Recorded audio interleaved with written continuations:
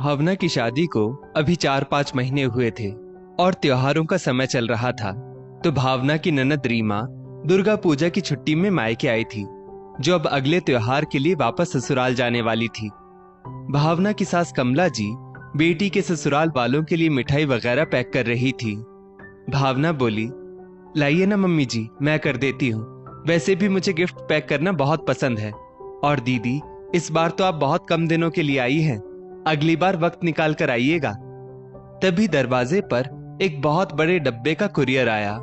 रीमा ने पूछा, इतना बड़ा डब्बा? माँ, आपने मंगवाया या भैया ने भाभी के लिए मंगवाया है? कमला जी बोली, मैंने तो कुछ नहीं मंगवाया है। वहीं उनके बेटे रमेश ने भी इनकार किया। पास बैठे रमेश के पिता अमर बाबू बोले, अरे पूछ लो ना उसी से कि कहां से आया है। कुरियर वाला बोला, जी ये सामान बनारस से शर्मा जी के द्वारा भेजा गया है, भावना जी की फैमिली के लिए। अमर बाबू बोले, अच्छा, तो ये हमारे समधी जी ने हम सबके लिए भेजा है। लाओ भाई, दे दो, और ये लो मिठाई, दिवाली की शुभकामनाएं। रमेश ने उस डिब्बे को उठाकर एक किनारे में रख दिया। रीमा मुंह बनाकर बोली, लो भाभी, आपके लिए भी आपके मायके से उपहार आ ही गया। मैं तो शाम में चली जाऊंगी, तो आप बैठकर अकेले मिठाइयां खाना। भावना बोली, क्यों दीदी, अभी तो शाम होने में कुछ घंटे बाकी है ना, और आप अगर मिठाई नहीं खाएंगी तो हमारा त्योहार तो अधूरा ही रह जाएगा। सुनिए, डब्बा तो खोलिए। रमेश बोला, अरे रीमा का सब सामान पैक हो चुका है, अब इसे खोलकर क्या घर में सामान फैलाओगी? रीमा बोली, रहने दो भाभी, भैया को लग रहा होगा कहीं आप अपना सामान भी मुझे ना दे दो। रमेश बोला, घर में जब त्योहार हो तो हर चीज सबकी होती है, तो यहाँ मेरा और तुम्हारा कुछ भी नहीं है। कहकर रमेश ने डब्बा खोल दिया। भावना ने डब्बा खोलकर कमला जी की तरफ कर दिया, मानो उस डब्बे में चिराग का जिन हो। घर के हर एक सदस्य के लिए उसकी पसंद के कपड़े और मिठाइयां, उपहार, हर चीज थी। कमला जी ने हर किसी को उसका उपहार दिया। अंत में एक और डब्बा था, जिस पर घर की काम वाली मीना का नाम लिखा हुआ था। अमर बाबू बोले, वाह बहू, तुम्हारे माता पिता ने तो हम सबका त्योहार बना दिया, वो तो मीना तक को नहीं भूले। कमला जी बोली, और नहीं तो क्या, एक माँ ही समझ सकती है कि उसकी बेटी के लिए घर की कामवाली की क्या अहमियत है। दूर खड़ी मीना की आंखों में आंसू आ गए जब उसके हाथों में भावना ने उपहार दिया। वो बोली, भाभी जी, दूर रहकर भी आपकी माँ इस परिवार के लिए कितना सोचती है। भावना बोली, वो यही सोचती है कि तुम भी इसी परिवार का हिस्सा हो, इसलिए। दरअसल भावना अपने माता पिता की इकलौती संतान थी। उसने अपनी माँ सुशीला जी को फोन किया, माँ, सबको गिफ्ट बहुत पसंद आया, थैंक यू।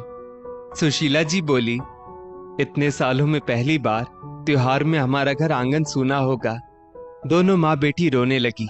वहीं दूर खड़ी कमला जी ये सब देख और सुन रही थी।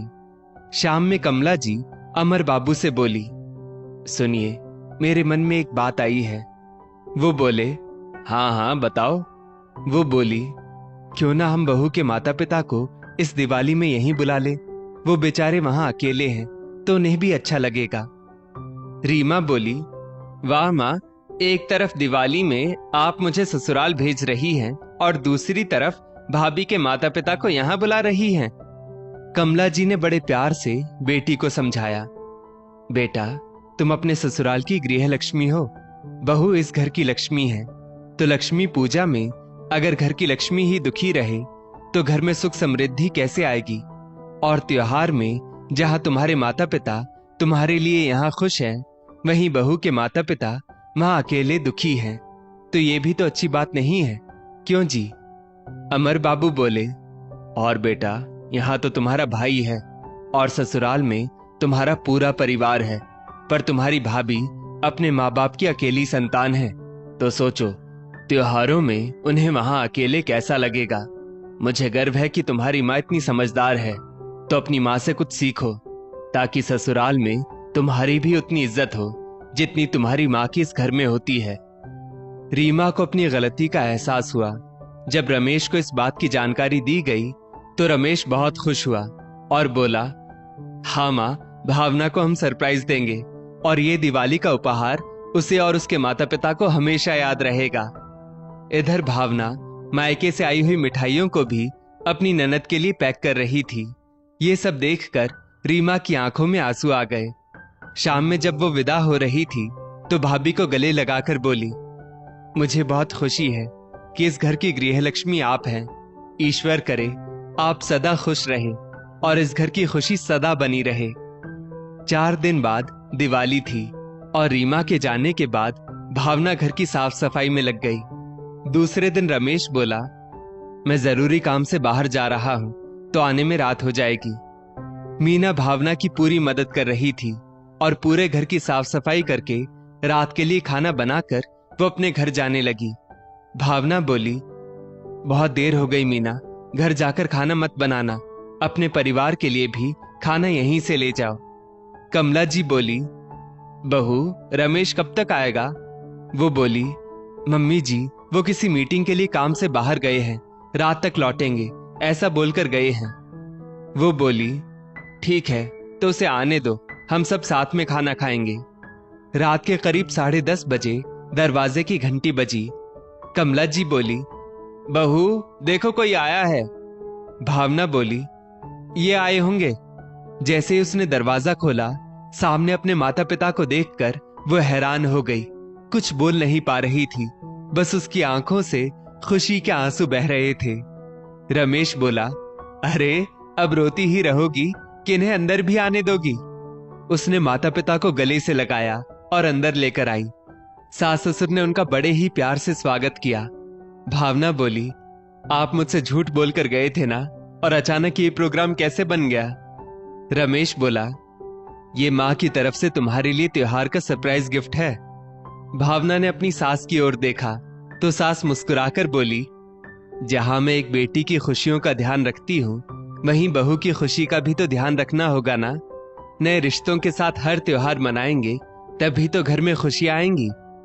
पूरा परिवार देर रात तक हंसी मजाक करता रहा। दूसरे दिन जहां दोनों माएं मिठाइयां बना रही थी, वहीं भावना घर और मंदिर को सजाने में लगी थी। रात में पूरे परिवार ने मिलकर दिवाली की पूजा की। अपनी बेटी की गृहस्थी को देखकर भावना के माता पिता बहुत खुश थे। 2 दिन बाद जब वो वापस जा रहे थे तो शर्मा जी हाथ जोड़कर अपने समधी जी से आभार प्रकट करते हुए बोले, मैं बहुत खुश हूं इस नए रिश्ते को पाकर। जहां मुझे एक नया परिवार मिला, वहीं मेरी बेटी को सास ससुर के रूप में एक नए माता पिता मिले। ये दिवाली तो मेरे जीवन की एक यादगार दिवाली होगी। उनके जाने के बाद भावना ने अपनी सास का हाथ पकड़कर कहा, मम्मी जी अगर आपकी तरह हर सास अपनी बहू और उसके परिवार के लिए सोचने लगे तो हर बेटी की माँ चैन की नींद सोएगी और नए रिश्तों के साथ हर त्योहार मनाएगी। और वो उनके गले लग गई, मानो एक माँ को विदा किया और एक माँ को पा लिया। दोस्तों, त्योहार का मतलब होता है खुशियां बांटना, जो कि बांटने से ही बढ़ती है। जहां हम नए रिश्ते बनाते हैं, वहां क्यों नहीं नए तरीके से त्योहार को भी मिलजुल कर मनाया जाए। अगर हम ये पहले करते हैं तो कितने रिश्तों में नजदीकियां बढ़ जाएंगी और हर त्योहार की खुशियां दुगनी हो जाएंगी। इस स्टोरी को लेकर आपकी क्या राय है, नीचे कमेंट करके जरूर बताइएगा। और ऐसी ही और भी बेहतरीन वीडियोस के लिए हमारा पेज जरूर फॉलो करें। धन्यवाद।